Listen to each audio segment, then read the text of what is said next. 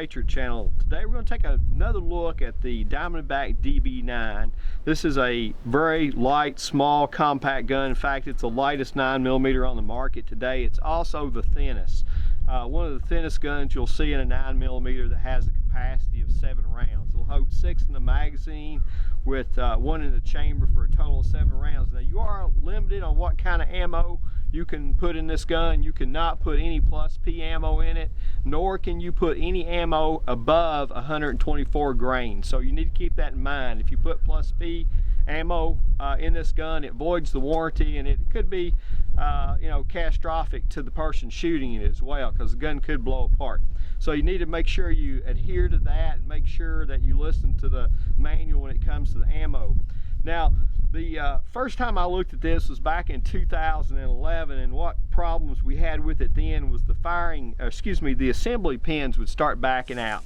Now, they went ahead and corrected that. Diamondback did. What they did, instead of putting straight pins in, they put knurled pins on the end, and that seems to have corrected the problem. On this particular gun, this is a 2nd generation gun.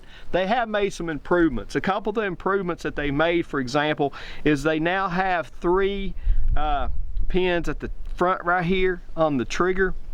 1, 2, 3. They used to only have the 2 here.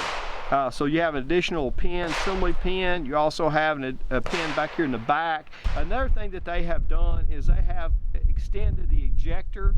This is a very long ejector. It's about twice as long as the original ejector on the gun. That should help it eject the rounds after they've been shot easier. They've also put deep serrations at the front and also at the back of the slide. That's kind of a double-edged sword. It is easier to pull the gun back, but I did notice in the pocket holster it tends to grab hold of that holster when you're pulling it out of the gun.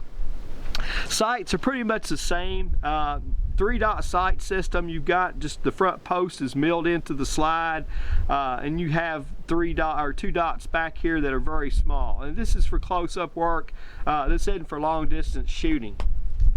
Now, as far as the grip goes, the grip on this gun is a very wide grip. It's a very unusual grip. In fact, it's wider than most guns of this size, and it makes it feel a little bit awkward to me. It's a very thin gun. You're looking at basically 0.81 inches. So it's actually smaller than the Remington RM380, and it's also lighter.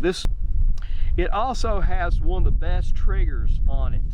This is a steel. It has an all-steel trigger. Of course, it's a strikered pistol, polymer framed. Has very aggressive texturing on it. I think you could probably benefit by some traction grips or talon grips. You really need all that you can hang on to on this gun, because a 9mm in a 12-ounce gun is a pretty potent round. Now, this thing loaded is less than 16 ounces. It's about 5.5 ounces, I think, loaded is what I measured it to be. Trigger pull, it has one of the better trigger pulls in a gun of this size and of this type. It's a very smooth, again, metal trigger. Show you the reset all the way back out. And you're looking at about 5.5 pounds. It is a very, very good trigger. One of the things that makes it a desire to have. Now, if you notice though, this is one of the only guns that I have ever seen that has such a low bore axis to the frame. This is a very minimal frame to slide that you have.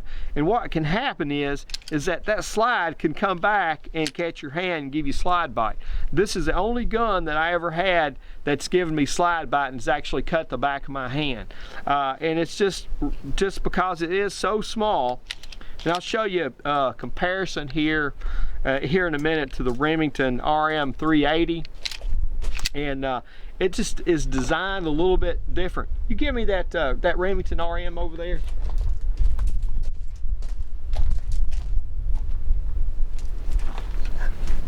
Thank you, sir. You can see a little bit just the comparison of these two guns. They're pretty much the same size. Now, I expect Remington to come out with a 9mm in this RM anytime, but this gun is a little bit heavier. It's also, I found it to be a little bit more reliable as well. Not having really any problems with the RM. There has been some reliability issues with the Diamondback DB9 and I think you really got to hang on to this gun. This is not a one-hand shooter. It tends to increase the malfunctions when you're shooting it one-handed, and that can be a problem.